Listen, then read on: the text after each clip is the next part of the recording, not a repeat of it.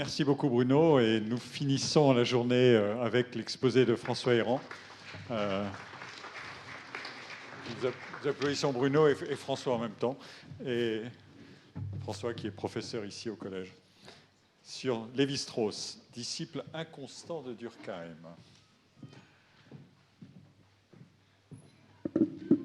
Alors, je ne sais pas si je suis un pédagogue conscient. Je suis un pédagogue conscient de ses limites. Je ne sais pas si je vais faire l'autoprésentation de la science. Je vais faire de mon mieux pour essayer de ramener le complexe au simple. Et je vais donc revenir un peu à un certain nombre de choses qui ont été amorcées magnifiquement dans certains des exposés précédents. Et donc revenir sur la relation de Lévi-Strauss à Durkheim. Et je vais insister sur le fait que cette relation est à la fois directe, on l'a évoqué, mais aussi indirecte, notamment via Granet, puisque c'est quelque chose sur quoi j'ai travaillé. Je fais l'hypothèse qu'à peu près personne dans la salle n'a lu ma thèse d'État publiée au PUF dans la collection de Boudon il y a une dizaine d'années maintenant. Et je vais... Erreur. Je voulais justement amorcer la pompe de l'admiration. Et donc...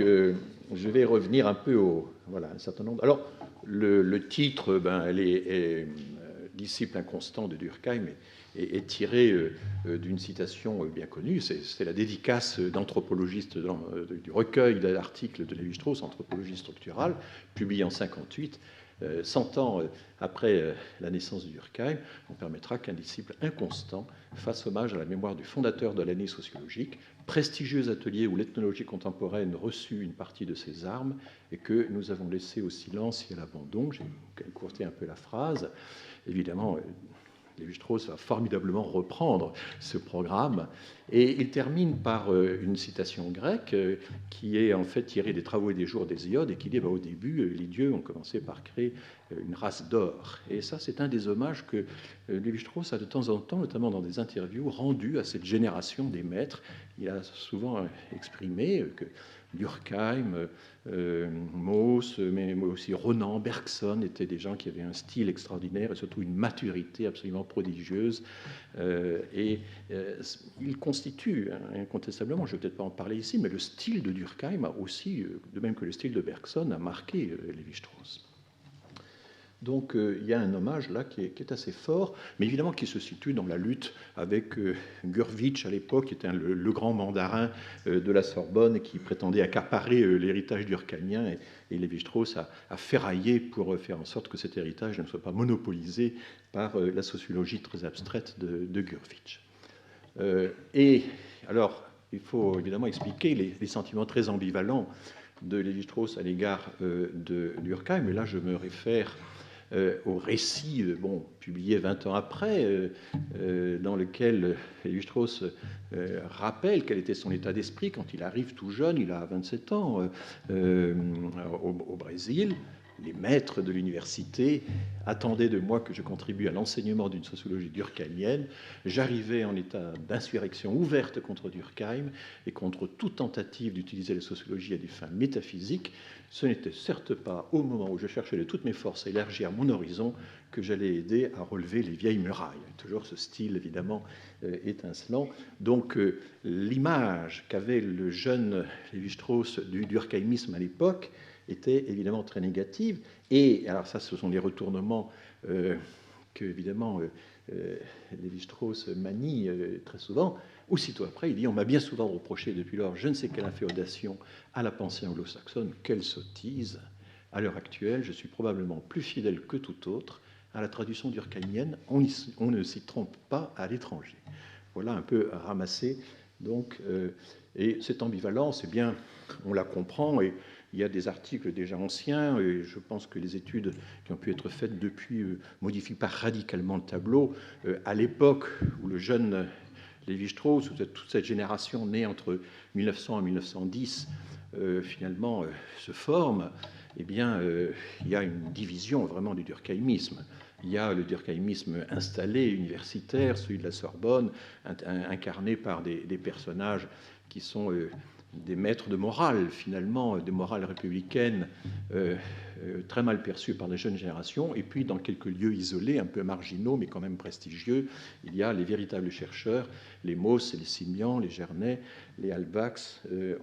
Enfin, ce sont les principaux représentants de cette liste. Et donc, pour cette jeune génération, c'est très intéressant de voir que, comme l'a très bien souligné Hellbrom, eh bien, il y a vraiment un grand parallélisme entre la façon dont les jeunes, Aron, Georges Friedman, Jean Stutzel, le fondateur de l'IFOP, qui va de l'IFOP, qui va aux États-Unis se former avec Gallup, etc. Enfin, ils vont tous un peu à l'étranger. Hein, ils vont tous parce qu'il n'y a pas de poste, tout est barré, les nantis occupent tout, et donc il faut trouver des solutions de contournement. Et beaucoup, évidemment, les cas extrêmes, c'est Beauvoir, Nizan, Sartre, mais Lévi-Strauss s'inscrit totalement dans cette série, d'où le séjour brésilien. Braudel aussi va en faire partie, etc. D'une certaine manière, enfin, même si évidemment on a un texte qui a été publié, c'est un débat à un institut de sociologie où Granet, représentant des universitaires, des chercheurs face aux universitaires, Granet s'en prend ouvertement à un projet de Bouglé sur l'enseignement universitaire de la sociologie, où là, c'est vraiment le conservatisme de cette morale durkheimienne qui voudrait investir l'université et l'école, et Granet dit carrément, mais ça risque d'être pris comme une tentative de justification de mœurs et d'institutions qui, pour beaucoup de jeunes esprits, paraissent démodées. Et il dénonce une sociologie conservatrice et réactionnaire. Donc voilà, qui décrit un peu, dans ces années 30, le débat entre au moins deux grandes fractions, de grandes fractions du durkheimisme. Et évidemment, on peut être pour l'une et contre l'autre, et je crois que l'ambivalence de Lévi-Strauss explique bien expliqué par cette citation. Alors, on connaît, ça a été évoqué tout à l'heure, le fameux texte, il est très court, hein, le petit article que Lévi-Strauss écrit pour revendiquer aussi sa participation au centenaire de Durkheim, dont Gurvitch l'avait exclu. Enfin, c'est c'est un article assez court qui tient finalement en quelques thèses. Oui, c'est vrai, Durkheim n'a pas fait de terrain, et puis la nouvelle génération qui Durkheim a formée aurait dû en faire, mais elle a été décimée par la guerre. Et pourtant, c'est un paradoxe, mais quand on regarde les enquêteurs australiens, j'aime bien cette expression, les grands enquêteurs australiens comme les Berndt, tous les gens qui ne cessaient d'explorer sur un mode ethnographique la vie des aborigènes, eh bien, ils s'inspirent de Durkheim. Durkheim continue de les inspirer, alors que l'homme n'a pas fait de terrain et en était assez distant.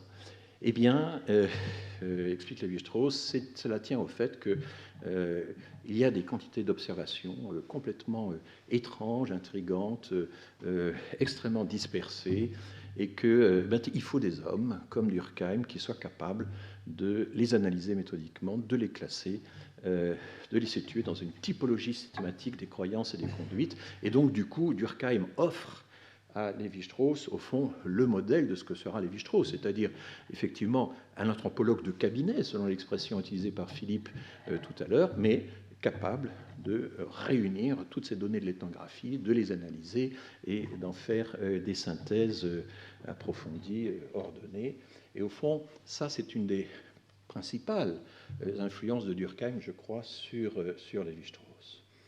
Alors, il y a toutes sortes de choses que Lévi-Strauss doit à Durkheim, mais là, je vais très rapidement, parce que ça a été évoqué, et là, je l'évoque très mal, mais c'est vrai que le grand texte des quelques formes primitives de classification, avec toutes les réserves qu'a exprimé Philippe, est quand même un texte fondateur pour toute la suite, et surtout que les formes élémentaires de la vie religieuse vont encore insister, vont donner une version quand même beaucoup plus élaborée, finalement, de ce premier article, en insistant sur le fait que, par exemple, tous les éléments, il y a déjà l'idée que A est à B, ce que D est à E, ou ce que C est à D, pardon, et que les liens qui existent entre les formes sociales et les formes symboliques ne sont pas des liens de connexion interne, mais sont des liens analogiques ou homologiques. Ceci, c'est dans les formes élémentaires de la vie religieuse, alors que ce n'est pas vraiment présent dans le premier article.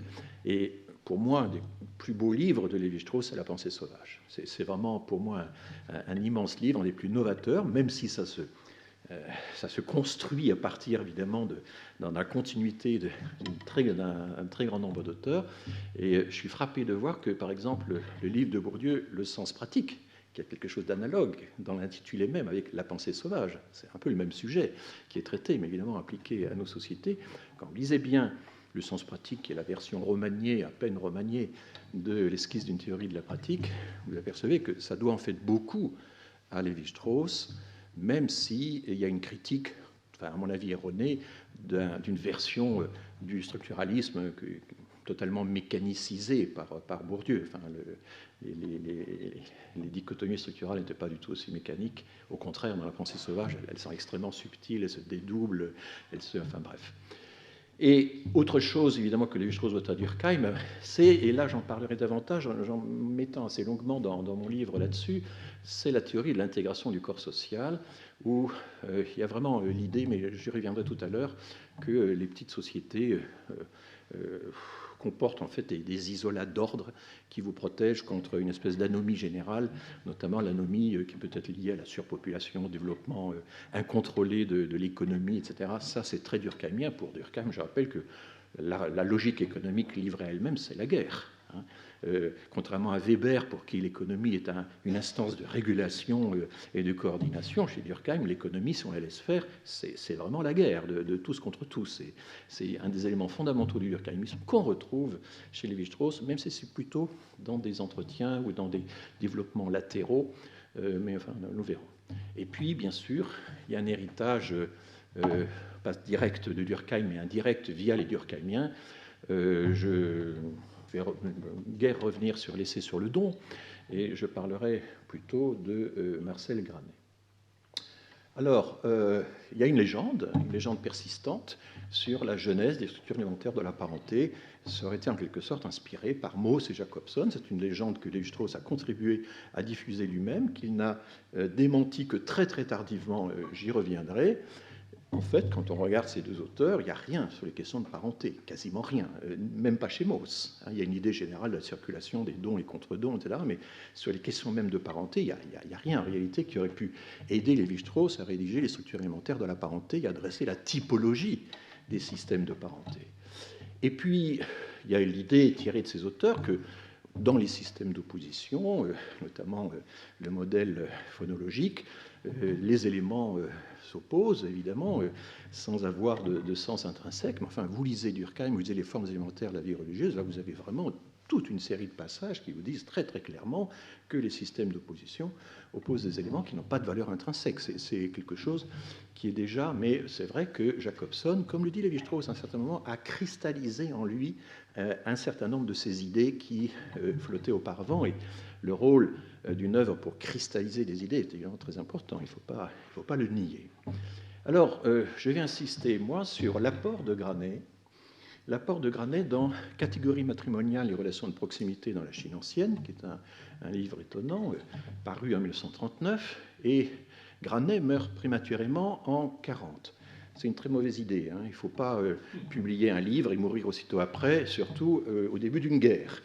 Ça fait quand même plusieurs conditions qui font que votre œuvre risque de plonger dans l'oubli, et ces ruptures, évidemment, provoquent des revivals qui ne sont pas sans reconnaissance.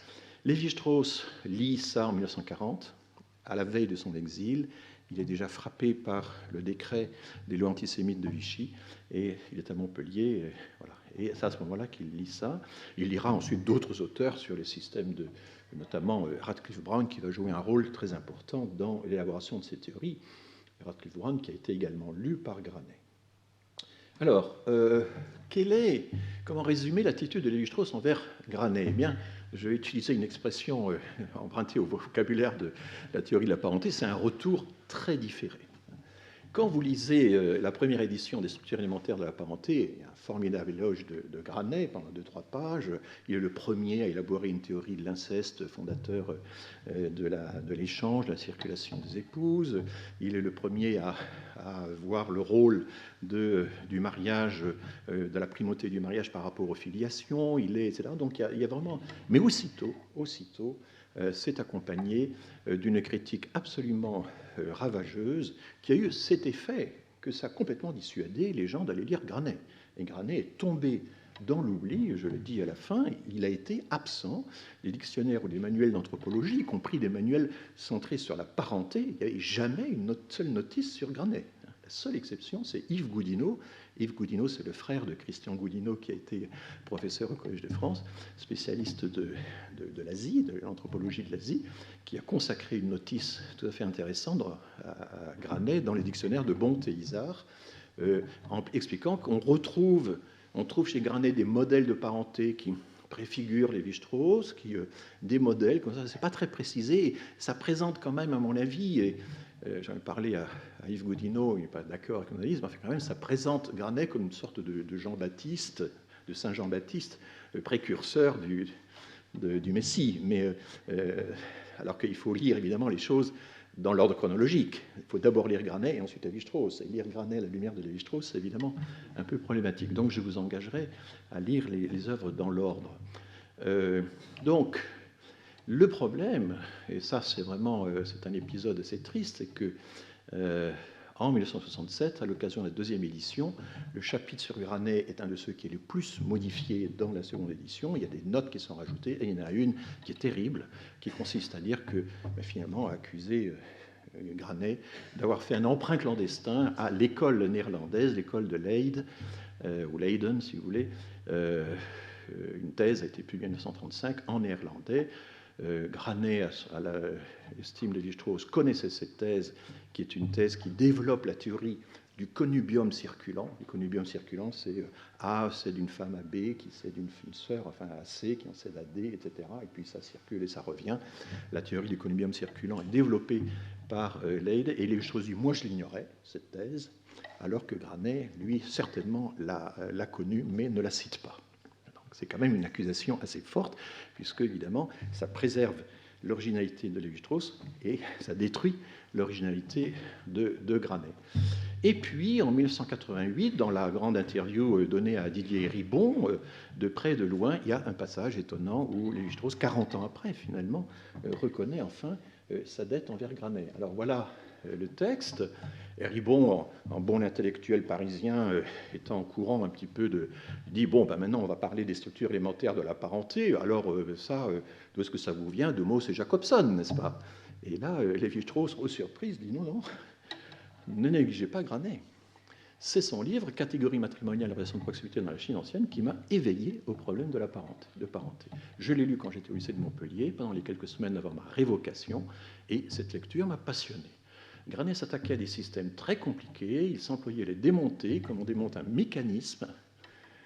Pour comprendre à la fois de quoi ils étaient faits et comment ils fonctionnaient, je découvrais une réflexion objective appliquée aux faits sociaux. Et vous voyez que cette présentation de l'apport de Granet, elle est très durkheimienne. Hein. On a vraiment là une approche tout à fait durkheimienne de ce que l'analyse sociologique peut apporter à l'étude des faits sociaux.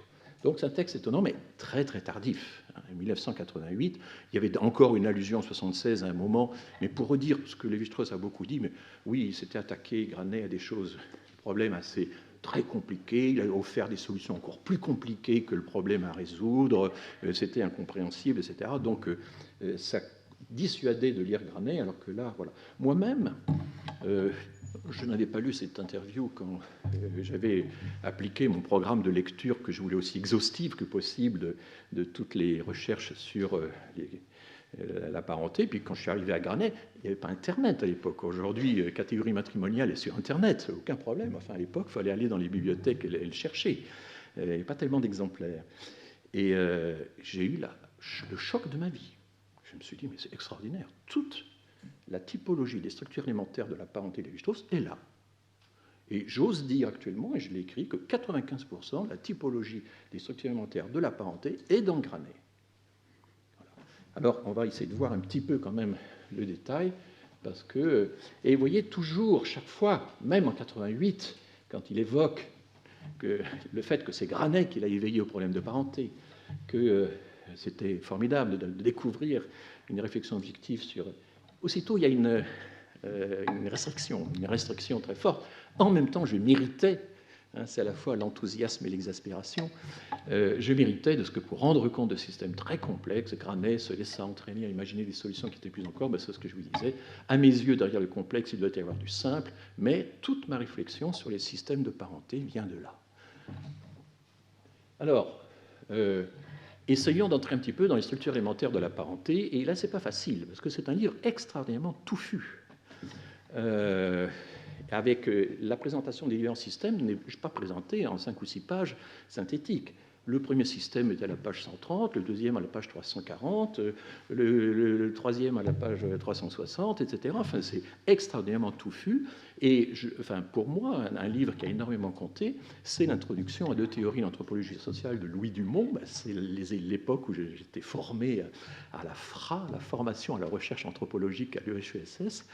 Et on nous avait dit qu'il fallait absolument lire ce livre, et je ne l'ai jamais regretté. C'est un livre qui m'a beaucoup marqué. Alors j'ai essayé ensuite, moi-même, de faire une présentation des structures élémentaires de la parenté, en toute fausse modestie, n'est-ce pas ? Je pense que c'est la présentation la plus claire qu'on puisse faire de la théorie lévi-straussienne des structures élémentaires de la parenté. Et je me suis inspiré pour ça d'une représentation graphique. J'ai pris Lévi-Strauss au mot. Il ne faut pas poser d'abord les termes et ensuite les relier. Il faut que les personnes elles-mêmes soient des liens. Une personne, dans un système généalogique, est un lien entre 2 générations. C'est un genre ou un sexe masculin ou féminin qui se déplace ou qui reste immobile, qui épouse. Donc ce sont des déplacements et non pas des points qui figurent. Et j'impose une contrainte d'orientation à ces segments. Donc voici un homme. Je prends une première convention. On peut permuter toutes les conventions et faire en sorte de dire que ce serait plutôt une femme.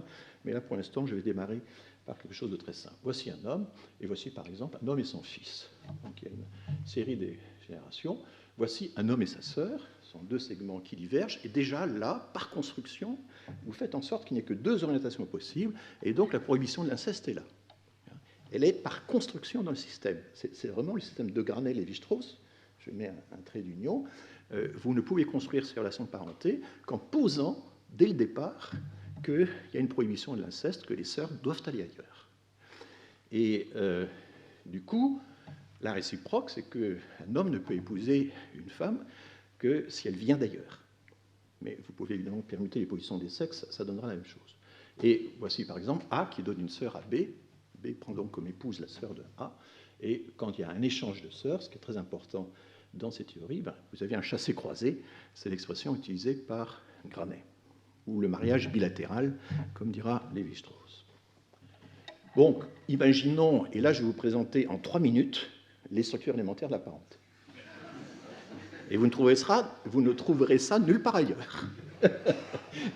Imaginez 4 patrilignés sur 4 générations, ABCD, et puis je reproduis, ça c'est très important, je reproduis à droite le premier segment. C'est comme une carte géographique. Ça simplifie énormément, ça régularise la représentation. Et imaginez qu'il y a une politique d'alliance toute bête, les A donnent leur sœur au B, qui donnent leur sœur au D, etc. Petite parenthèse, ces segments ont été des faisceaux de segments parallèles, des faisceaux de sœurs, des faisceaux de frères, de cousins germains. Enfin, je ne vais pas entrer dans le détail. Et imaginez qu'à la génération suivante, on persiste. Et l'alliance est une alliance à sens unique. Et on continue, etc., etc. Alors, qu'est-ce que ça donne ? Eh bien, au miracle, on épouse une cousine croisée. Une cousine croisée, ça veut dire qu'à la génération supérieure, il y a un frère et une sœur. On n'est pas 2 enfants de 2 frères ou 2 enfants de 2 sœurs. On est enfant d'un frère et d'une sœur. Donc, on épouse une cousine croisée. Car vous voyez, Ego est ici, Ego a une mère. Le frère de cette mère, c'est l'oncle maternel, dont on épouse la fille. Et dans l'écriture anglaise qui, elle, suit l'ordre des segments, Mother's Brother's Daughter, on épouse la fille du frère de la mère, et W, wife, donc l'épouse égale MBD, c'est l'équation, c'est ce qu'on appelle une équivalence. Alors, la question, c'est que ceci s'observe dans des nomenclatures de parenté, où il se trouve que très souvent, l'oncle maternel, le beau-père est appelé oncle maternel. La question de savoir, est-ce que c'est un vrai mariage, est-ce que c'est la suite d'un mariage, ou est-ce que c'est simplement une équivalence cognitive, c'est l'arborescence de la parenté, les liens entre consanguins alliés qui sont repliés en quelque sorte sur 2 lignes.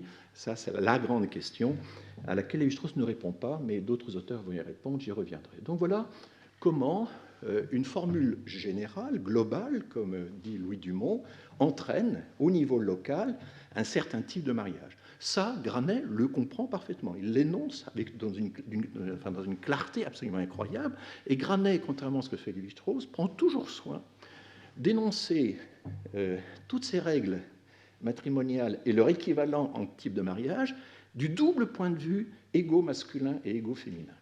Le mariage matrilatéral pour un égo masculin est un mariage patrilatéral pour un égo féminin. Il prend toujours soin d'énoncer les règles des deux façons, ce que Lévi-Strauss ne fait pas, car Granet était féministe. C'est un détail assez intéressant. Alors, ici, on a une autre formule d'alliance. C'est toujours les mêmes lignées, c'est toujours l'idée qu'il y a une circulation à sens unique, mais à la génération suivante, on revient, voilà, il y a une alternance. Et là, aux surprises, la cousine qu'on épouse est toujours une cousine croisée, il y a toujours une opposition de sexe à la génération supérieure, mais cette fois, c'est une cousine croisée pour un égo masculin qui est patrilatérale, c'est la fille de la sœur du père. Et puis, on peut continuer, on peut faire un échange de sœurs répété, et à ce moment-là, la cousine est à la fois patrilatérale et matrilatérale, elle est bilatérale, et puis, enfin, dernière formule, échange de sœurs alternées, on échange 2 à 2 à une génération, et puis on le fait à gauche, et puis ensuite à droite, et puis à gauche, et l'échange de sœurs alternées produit ce schéma magnifique, et la cousine qu'on épouse est une cousine quadrilatérale, en quelque sorte, elle est symétrique, et on peut remonter sa généalogie de plusieurs façons dans cet arbre, je ne vais pas insister là-dessus. Alors, dans les représentations classiques que j'ai à gauche, et c'est celle qu'utilise Louis Dumont, vous avez des quantités de parasites, hein, des chevauchements, etc. Puis vous avez les termes d'abord, les relations ensuite. J'ai repris la version la plus simple des schémas, il y en a de beaucoup plus compliqués. Robin Fox, par exemple, qui est un autre pédagogue qui était très utilisé dans les années 70, a des schémas beaucoup plus complexes. Là, vous avez l'échange généralisé ou la science. Parce que ce que Lévi-Strauss, l'alliance à sens unique, c'est ce que Lévi-Strauss a appelé l'échange généralisé, ou échange asymétrique chez Granet, que moi j'appelle simplement le transfert exclusif. C'est toujours du même côté qu'on transfère. Et puis là, vous avez le mariage patrilatéral, c'est la formule de Lévi-Strauss, mais le mariage n'est patrilatéral que pour égo masculin, du côté d'égo féminin, il est en fait matrilatéral. Bon.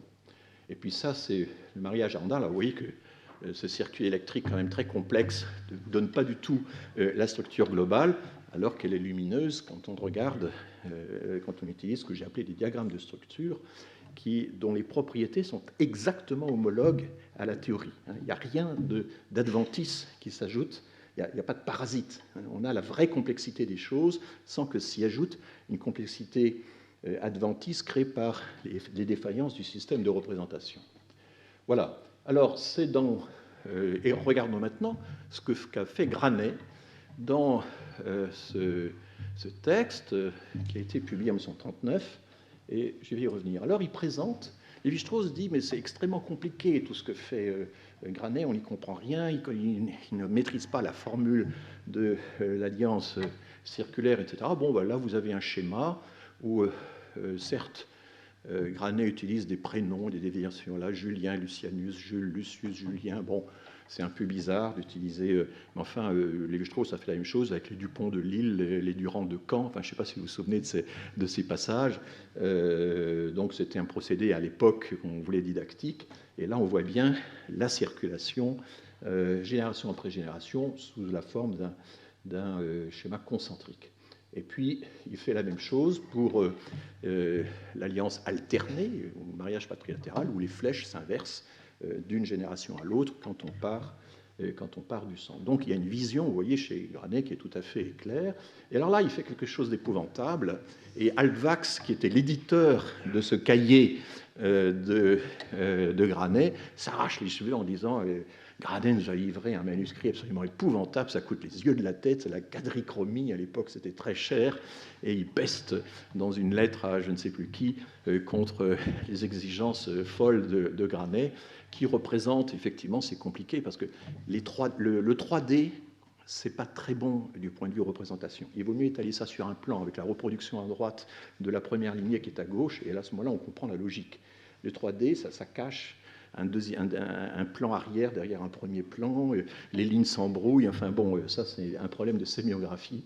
Et donc, il fait ça avec l'alliance à sens unique, il fait ça avec l'échange alterné, c'est pas très clair, et c'est un peu en prétextant ces diagrammes que Lévi-Strauss dit, mais finalement, Granet, c'est beaucoup trop compliqué, il complique la solution. Mais en fait, il suffit de transcrire en diagramme de structure exactement la même chose, les mêmes liaisons, sans couleur, juste en ordonnant les générations et les lignées, et vous avez ceci qui est d'une simplicité biblique. Et vous avez cela qui est tout aussi simple, simplement on alterne le sens de circulation des conjoints d'une génération à l'autre. Donc, alors, parlons un petit peu de Granet quand même, parce qu'on ne connaît pas tous Granet. C'est un élève de Durkheim, c'est un élève aussi de Chavannes, qui est le grand sinologue de l'époque. Il passe plusieurs années à Pékin et on a des témoignages, c'est assez drôle. Il emmène toute sa collection de l'année sociologique, tellement il est accro à sa revue préférée. Et les témoignages d'étudiants chinois qui ont été recueillis à sa mort disent mais il nous faisait lire Durkheim, Mauss, Hertz, etc. et tous les grands classiques. Les variations saisonnières des Esquimaux, la main gauche, la main droite, etc. Enfin, tout ceci, les étudiants chinois l'ont lu alors qu'ils étaient en pleine révolution. Je vous signale qu'on est en pleine révolution chinoise. Bon, les œuvres de Granet sont connues. Il y a la thèse secondaire. Déjà, la thèse secondaire s'intéresse à la parenté. La polygynie sororale, elle sorora, mais je ne vais pas en parler. Et les autres sont devenus de grands classiques maintes fois réédités. Donc, il est marqué comme sinologue. Et ça, Lévi-Strauss va beaucoup insister là-dessus, mais il va essayer en quelque sorte de localiser Granet. Mais Granet a sorti une formule qui a été citée par un de ses élèves. Un jour, dans un cours, il s'est écrit « La Chine, je m'en fous. Ce qui m'intéresse, c'est l'homme. » Et donc, il y a une volonté. Voilà. Alors, Granet était très lié à Mauss, directeur d'études de l'EPHE. Il fait la guerre, il a la médaille militaire, il est très décoré. C'est une vraie guerre de 14, sur laquelle il n'a pas laissé de témoignage. Il fonde l'Institut des hautes études chinoises à l'Université de Paris. Il est élu dans des circonstances assez dramatiques, président de la section des sciences religieuses de l'EPHE. Il rencontre le ministre et le soir même, cette rencontre ayant été orageuse, semble-t-il, il s'effondre et il meurt subitement à l'âge de 56 ans. Donc voilà le destin de Granet, donc le 25 novembre 40. Voilà la citation intéressante qui universalise quand même le travail de Granet. Bon, je rappelle qu'il a été aussi un grand initiateur de Georges Dumézil. Dumézil a laissé plusieurs témoignages sur l'impression que Granet lui a faite. Voilà, il est difficile de comprendre comment la manipulation de texte chinois m'a servi sur un domaine aussi différent que celui des Indo-Européens. Il avait suivi son séminaire et c'est peu de temps après que Dumézil élabore la théorie des trois fonctions. Et puis là, le témoignage le plus intéressant, pendant 3 ans, j'ai suivi ces séminaires, j'ai vu l'homme à l'œuvre, il était tout le contraire de Mauss. Mauss était une sorte de visionnaire, de prophète, parfois fumeux, parfois fulgurant dans son expression. Granet, lui, avait un esprit à la fois intuitif et discipliné. Ce qu'il disait était précis, organisé, démonstratif. Tout venait à sa place. Et ça, c'est cet aspect-là, qui est plutôt durkheimien que maussien, évidemment, que Dumézil avait apprécié, mais que Lévi-Strauss aussi avait finalement apprécié chez Granet, même s'il y avait toutes sortes de fantaisies graphiques et sémiographiques, si j'ose dire, dans l'œuvre de Granet. Alors, Granet, dans les catégories, ne dit pas structure, il dit système, régime, organisation. Souvent, c'est solution. Il y a une solution australienne, il y a une solution chinoise, un problème qui est la circulation, les distributions égales des épouses ou des époux dans le système social. Et pour lui, c'est une convention. Est-ce qu'on donne à droite, à gauche? Est-ce qu'on donne toujours dans le même côté? Est-ce qu'on alterne? Ce sont autant de conventions, autant, on dirait aujourd'hui, de permutations dans un groupe de transformation. C'est comme ça que, assez vite, des mathématiciens l'ont formalisé. Et en même temps, il hésite. C'est un problème qu'on retrouvera chez Lévi-Strauss, qui est un problème lancinant de la théorie de la parenté. Est-ce que c'est à partir de terminologies de parenté qu'on voit ces récurrences entre ces analogies terminologiques entre les consanguins et les alliés? Est-ce que c'est un problème simplement cognitif de classement des parents, ou est-ce que c'est vraiment le résultat de pratiques matrimoniales qui existent ou qui ont eu existé en quelque sorte? pour Lévi-Strauss, ça a toujours été finalement le reflet de pratiques matrimoniales. C'est quand même Lévi-Strauss va rester accro à cette idée, comme qui était aussi celle de Durkheim, mais que d'autres auteurs ne partageront pas. Alors, voilà. Et Granet, de temps en temps, dit oui, mais c'est peut-être des conventions qui sont démotivées, qui n'ont pas de lien avec des pratiques matrimoniales, qui sont peut-être purement verbales. C'est une idée tout à fait étonnante pour l'époque.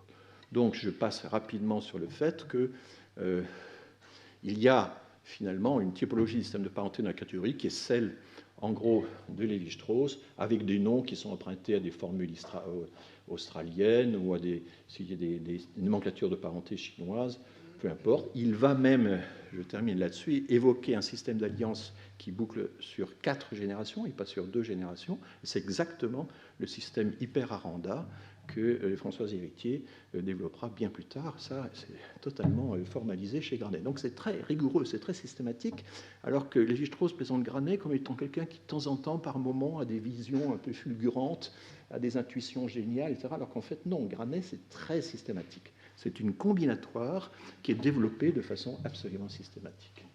Voilà, quelques-unes de ces découvertes, eh bien, c'est qu'il y a 4 systèmes d'alliance simples, avec chacun impliquant un mariage entre cousins croisés. On peut penser qu'on démarre par le mariage entre cousins et que la répétition de ces mariages produise des lignées. Il fait également le parcours en sens inverse.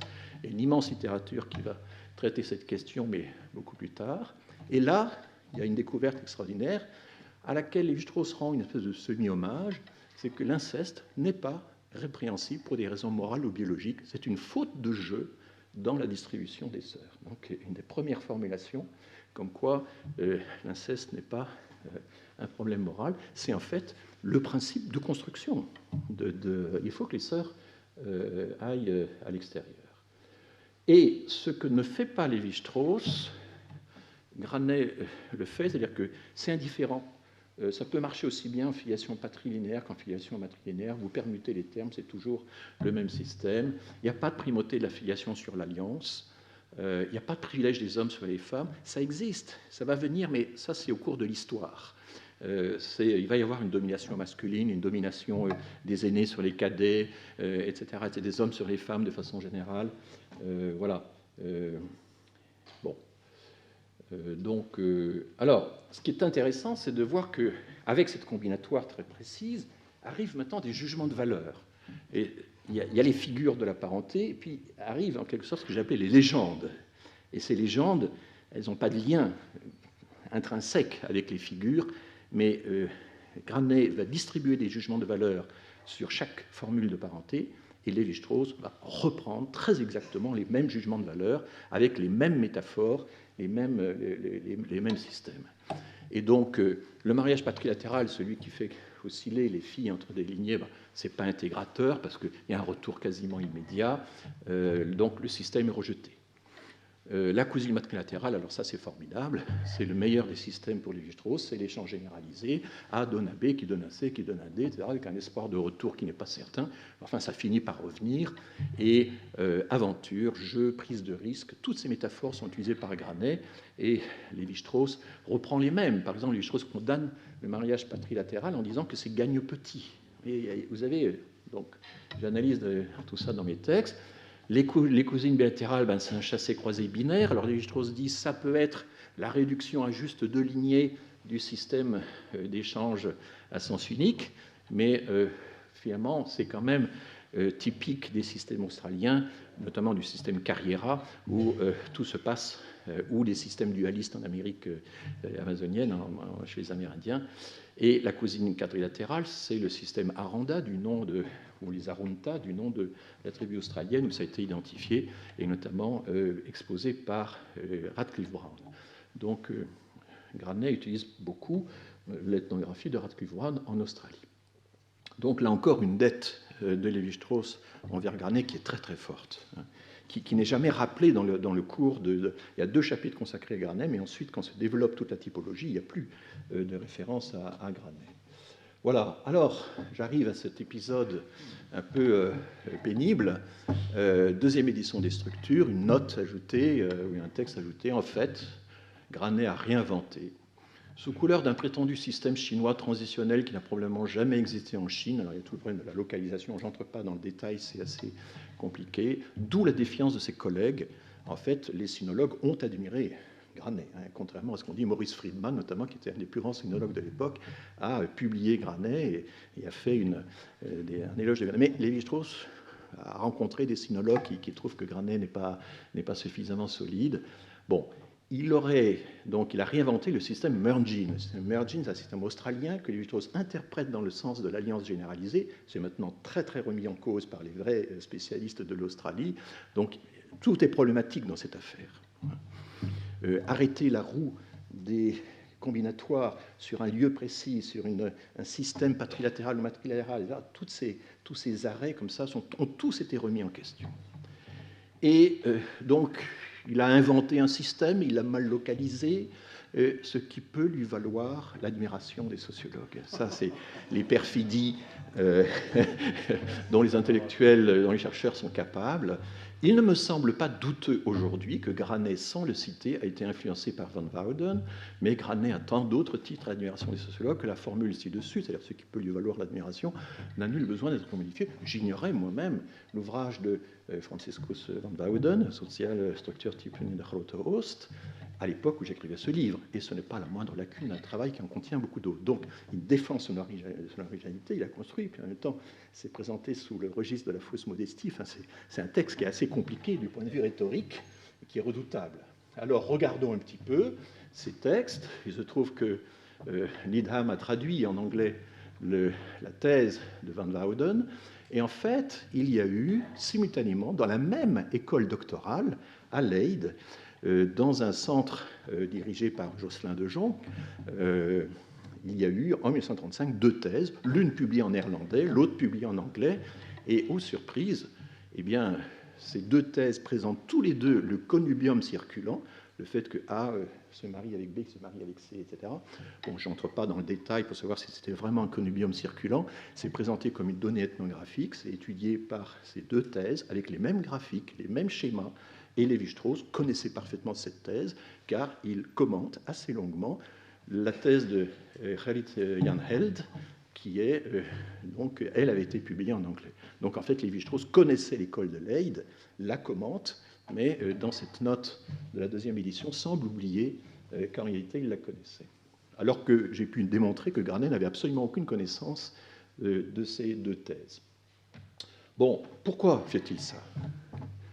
Il fait ça en partie pour réagir à Leach. Il faut voir que la polémique avec Leach est très, très puissante et importante. Tu t'en souviens, Philippe.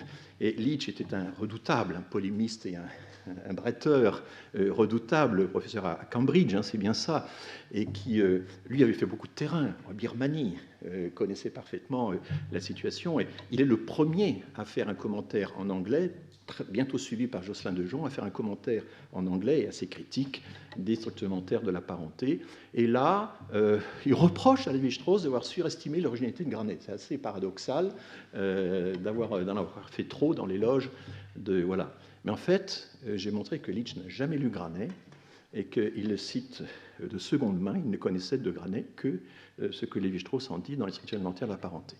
Et ça, c'est quelque chose que je vais revoir plus souvent. Et Adam Cooper, qui est un chercheur sud-africain, à qui on doit une belle étude historique sur l'histoire de la parenté, eh bien, n'a lu que Leach, et donc cite Granet et commente Granet de troisième main. Et ça, c'est quelque chose qu'on revoit quand même de temps en temps dans la discipline. Voilà. Alors, et du coup, Leach a réédité son essai en 1961. Il trouve vraisemblable que les idées de Granet ne prenaient pas de Radcliffe Brown, il s'interroge un moment, mais de Van Wouden. Et c'est pour réagir à ça que Lévi-Strauss dit « Ah ben oui, Granet a certainement piqué ses idées à Van Wouden. » Bon. Alors, il y a aussi une philosophie sociale profondément durkheimienne dans le système de Lévi-Strauss. On ne le voit pas très bien, parce qu'après la guerre, évidemment, les étiquettes se renouvellent. Le structuralisme, est-ce que c'est encore du durkheimisme? Plus personne ne revendique Durkheim, c'est complètement obsolète. Si, aux États-Unis, Durkheim est une grande lecture dans les années 50. Mindras, par exemple, le sociologue bien connu, a fait une mission aux États-Unis, elle est stupéfait. il découvre que Durkheim est un très grand auteur, utilisé dans tous les readings aux États-Unis dans les années 45-50, grâce à Parsons, qui dans les années 30 a réhabilité Durkheim et l'a installé dans son système. On y a fait allusion tout à l'heure. Mais ça, on l'ignore en France. Et donc, tous les Français qui arrivent aux États-Unis à cette époque sont stupéfaits de voir que Durkheim est un grand auteur pour les Américains, alors qu'il ne l'était plus pour les Français. Bon. Et puis, il y a tout le fait que la théorie de la parenté va être retranscrite dans la théorie, dans le langage de la linguistique, la communication, la linguistique, c'est des termes très importants, et tout ça va dissimuler un peu les origines durkheimiennes de tout ça. Il y a, et ça, c'est très intéressant de lire systématiquement toutes les interviews qu'a données Lévi-Strauss, mais aussi des allusions qu'il a insérées régulièrement dans ses ouvrages. Il y a une obsession démographique de Lévi-Strauss, la surpopulation, ça l'a énormément inquiété, les grandes villes anonymes, tous ces espaces où on est perdu, etc. Et donc pour lui, l'anthropologie, c'est la possibilité de retrouver, d'identifier quelques îlots d'ordre dans le chaos. Et ça, c'est la grande idée aussi de l'anomie durkheimienne. Il faut isoler un certain nombre de petites choses qui seront bien ordonnées dans un contexte général qui est finalement celui de l'anomie avec tous ses dangers. Et du coup, l'échange généralisé, promu par Lévi-Strauss, mais aussi par Granet, c'est une espèce de formule intermédiaire entre une formule très locale, harmonieuse, on est entre soi, et quand même une prise de risque vers l'extérieur, mais avec l'espoir qu'on va retrouver sa mise. Voilà. Alors aujourd'hui, évidemment, tout ce que Lévi-Strauss a dit sur la surpopulation, l'anonymat, etc., c'est réinterprété dans le langage de l'écologie. Et à la mort de Lévi-Strauss, il y avait beaucoup d'éloges sur Lévi-Strauss, étaient rédigés dans ce registre. Bon, l'arbre des parentés, finalement, je crois que toutes les couleurs n'ont pas été restituées. Finalement, il y a une relation très directe, une influence très directe des formes primitives de classification sur Granet, qui influence fortement Lévi-Strauss. Bien sûr, il y a une petite influence de Durkheim et Mauss, la structure élémentaire de la parenté, mais aussi une critique. L'école de Leyde, eh bien, Lévi-Strauss la connaissait via Held, ne la connaissait pas vers Van Wouden. Voilà comment on peut rétablir l'arbre des filiations par rapport à ce qui a été écrit, par rapport à ce que Lévi-Strauss lui-même a écrit. Voilà. Il y a après tout le problème, et ça j'arrive à la fin, rassurez-vous, est-ce que toutes ces équivalences du vocabulaire de parenté, cette façon qu'on a de replier toute l'arborescence de la parenté sur 2, 3 ou 4 piliers qui caractérisent finalement parfois 3, qui caractérisent les systèmes de parenté, est-ce que c'est du cognitif ou est-ce que c'est de la pratique sociale? Est-ce que c'est du matrimonial? Eh bien, le débat a été lancé par Kreber. C'est un débat tout à fait extraordinaire. Dès 1909, Kreber s'en prend à Rivers, qui lui faisait de l'histoire conjecturale, qui lui réinterprétait toutes les assimilations en déliquescences de parenté en termes de mariage. Si, par exemple, le même terme se retrouvait à 2 ou 3 générations de distance, Rivers concluait qu'autrefois, en tout cas en Mélanésie, eh bien, on épousait des gens, des filles qui appartenaient à 2 ou 3 générations en dessous. Il imaginait des formidables mariages entre générations. Lévi-Strauss s'est jamais départi de cette idée. Et Kreber dit non, les termes de parenté reflètent la psychologie, on dirait aujourd'hui qu'ils ont une valeur cognitive, reflètent la psychologie, non la sociologie. Ils sont fondamentalement déterminés par la langue. Et là, il y a quelque chose d'important à dire, c'est que Lévi-Strauss n'est pas linguiste. La linguistique, il s'en écarte. Il sent trop que c'est un domaine de spécialistes sur lequel il serait dangereux de s'aventurer. Il n'essaie pas de s'aventurer sur un domaine qu'il ne maîtrise pas, en quoi il a sans doute raison, mais du coup, il est très indifférent aux problèmes de linguistique. Or, la linguistique de la terminologie de la parenté offre souvent des systèmes d'inclusion via des diminutifs. On sait par exemple en Australie que le système des pronoms, le nous inclusif, le nous exclusif, les langages tabous qui consistent à parler des autres de façon négative pour ne pas en parler de façon positive, réciproquement, tout ceci détermine des classifications qui ne sont pas souvent des sections, mais qui sont simplement des groupes manipulés par ego, au niveau d'ego, de la sphère d'ego. Voilà. Et il y a 2 grands auteurs très importants dans l'histoire de la théorie de la parenté, c'est Floyd Lounsbury et Harold Scheffler, qui donc représentent l'école linguistique de Yale, qui sont des hommes de terrain, de très grands linguistes, et qui ont démontré, qui ont été les premiers à démontrer que finalement on avait des équivalences de vocabulaire dans toute une série de sociétés sans du tout avoir les règles de mariage correspondantes. Donc il y a un découplage entre la nomenclature et les pratiques matrimoniales Et voilà. En ça, Lévi-Strauss est un corté durkheimien parce que lui, il reste adhérent de la vieille idée que ce sont quand même les structures sociales qui déterminent ce sont les pratiques sociales qui déterminent le vocabulaire de la parenté. Ça n'est pas la même chose que Philippe évoquait tout à l'heure. L'idée assez simpliste chez Durkheim que s'il y a un seul segment dans la société, la horde primitive, alors il y a une seule catégorie. Si on a une société duale, alors les catégories sont duales, si elles sont, etc.